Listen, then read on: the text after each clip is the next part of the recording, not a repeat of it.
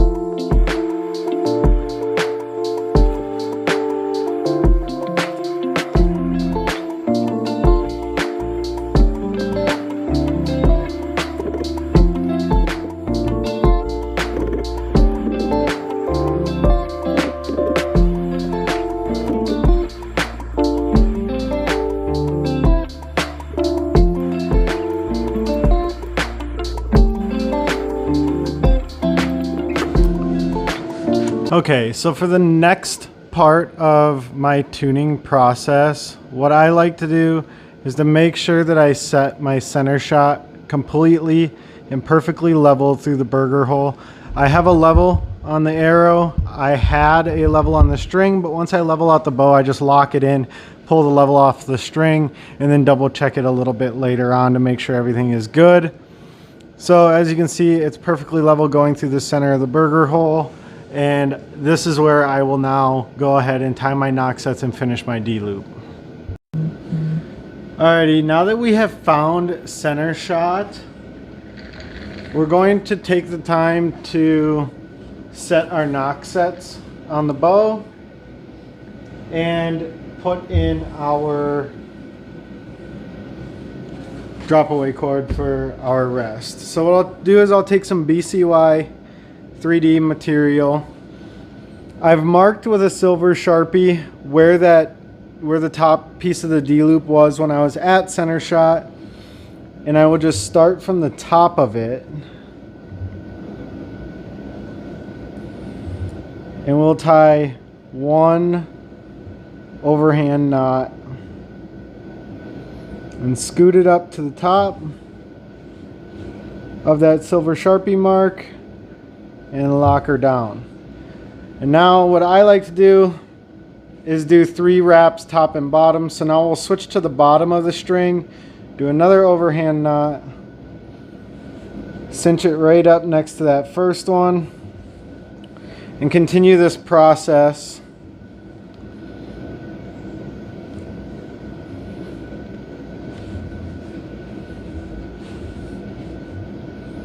You want to make sure that you pull these kind of tight. You don't want them to be too loose.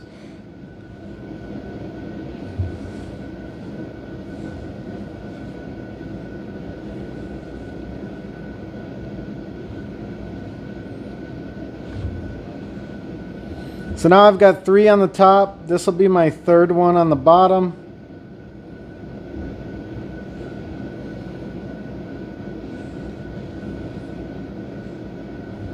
Making it 6 total wraps. On the last one, you're going to go tie an overhand knot, and when you cinch it down, you want it to sit between your 2nd and 3rd knot on the top, and then you'll go ahead and lock that down. It should slide in between the 2. You don't want this string to be loose, you want it to be kind of taut. Make sure it's nice and tight and seated in there. Now we'll just tie another overhand knot to make it a square knot.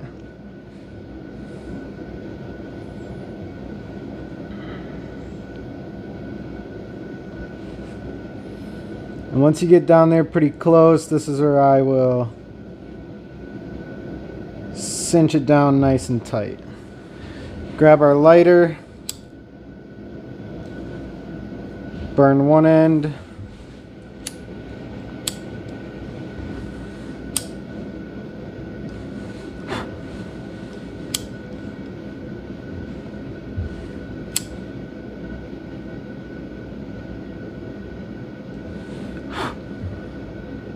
and we'll burn our other end. And that'll give you a nice clean nock set for you to work off of when you're tuning your bow. Now I like to do a bottom nock set as well. So how I do that is I take the arrow, I drop it in, set it right up next to that top nock set, cut off some of my BCY 3D material,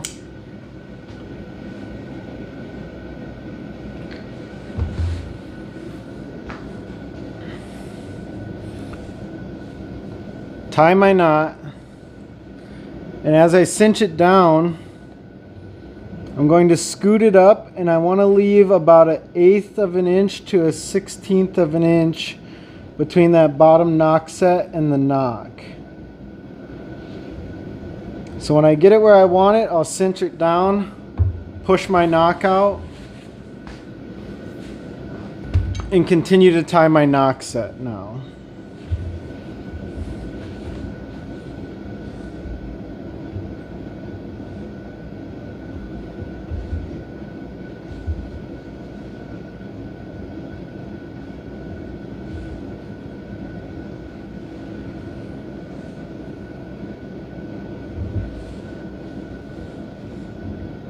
We're going to do the same thing as on the top. 3 on top, 3 on bottom.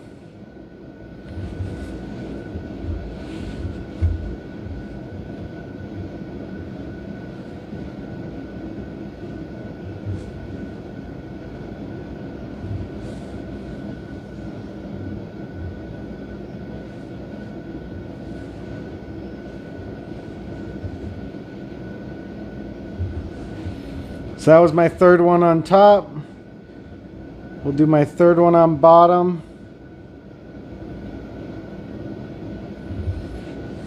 And now on this last one, we're going to split it in between 2 and 3.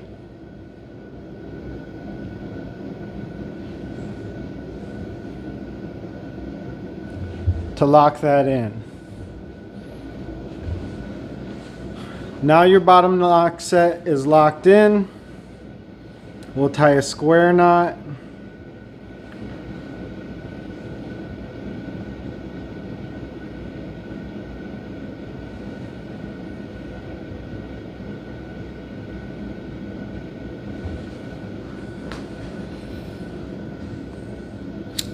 And burn our tag ends.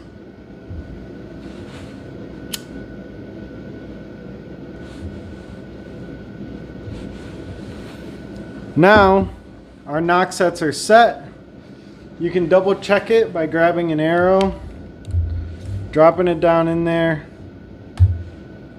and making sure you got a little bit of play in there. I don't like a lot of play, I like a little bit, but the beauty of these nock sets is if you tie them this way and you want just a little bit less, you can just rotate that nock set. This is about how I like it. just a little bit of play to keep that bottom part of the D loop off that nock. So I got just a little bit of play in there. Now we will slide the top of our D loop up there. Make sure you're nice and tight.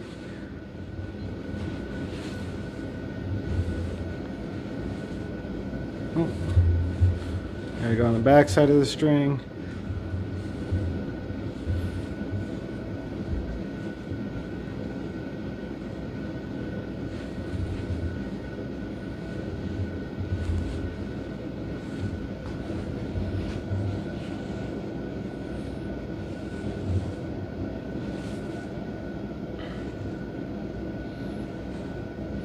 Now when I tie my D loops, I like to leave just a little bit right here. I don't like it to have very much. I'll cinch it down nice and tight. And then what I do is I take a pliers, hold it right here, grab the other end, cut it, and now I'm going to fray it out all the way down to my pliers.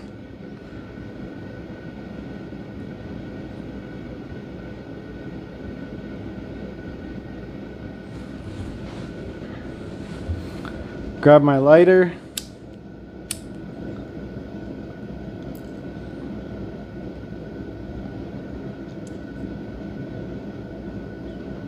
Heat this up.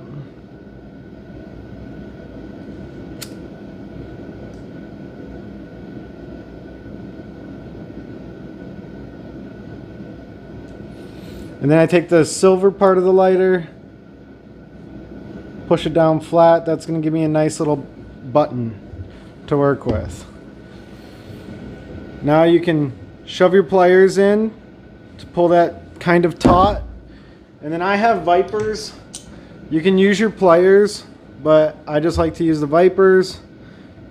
And now I will cinch that D loop down nice and tight. And that gives me about the size D loop that I want every single time. And I don't have to worry about it, and I know that this is nice and tight and locked down with good nock sets. Now from here we're going to route our drop away cord. This is pretty easy to do if you've never done it before. So depending on the drop away, you might have to replace this cord, but this one was set pretty well before. So I'm going to take some tension off, split this string down the middle,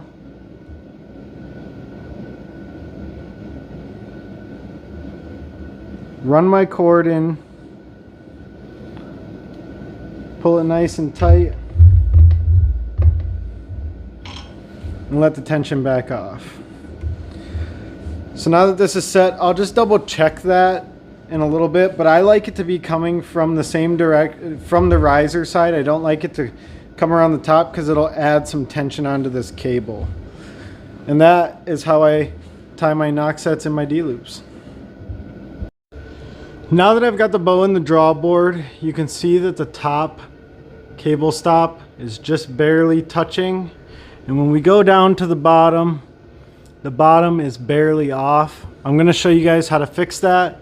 We'll throw it back into the press. Also, while I'm in this position, I will always check the drop away cord, make sure it's nice and tight and that your rest is fully engaged, which it is. So we will go and fix that slight timing issue and then put the bow back into spec, and we'll get to shooting it through paper.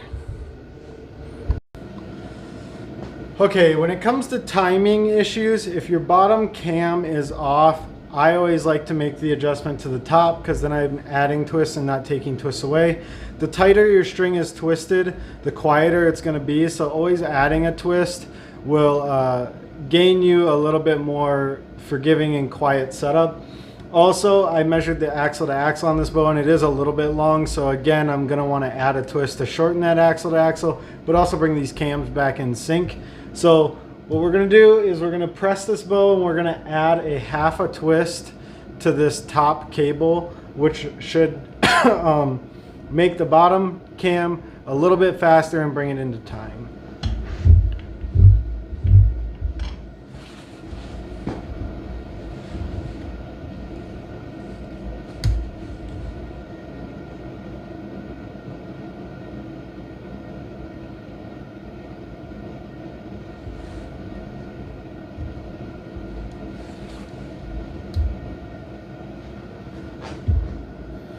And every time you make an adjustment on your bow, you're going to want to make sure that everything is still in its tracks before you put the pressure back on the bow, so that you don't have anything slip and cause a dangerous situation.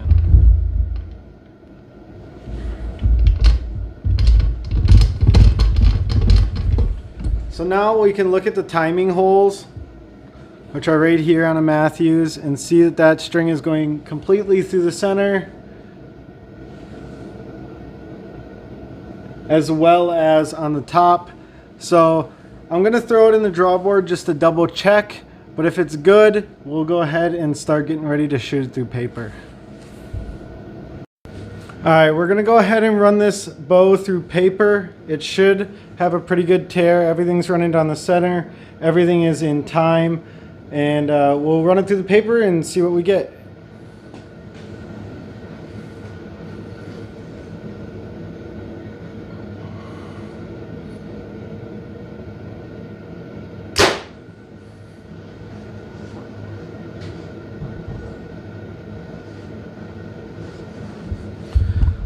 So let's go up and check that out. It looks like we got a slightly, very, very slightly nock low on it. Now that could be just where it is positioned on the arrow. So we'll rotate the nock just a little bit and see if it changes. If it doesn't, then we can make a slight adjustment to our rest.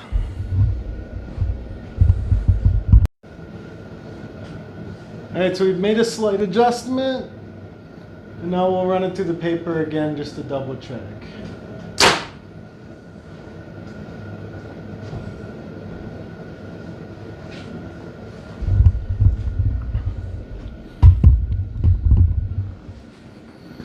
So that hole is about perfect. Any other little variation will come out in your broadhead tune. So this bow is paper tuned. Alright, now that our bow has shot perfectly through paper and we've got the timing set correct, the D-loop is tied, and everything is running right down the center, the only thing left to do is to tie the peep back in the exact same position, which we took a measurement of at the beginning. I have another video on how I tie my peeps. I'll link that down below. That's the last step. The next step is going to be broadhead tuning, and we'll go over that in a separate video.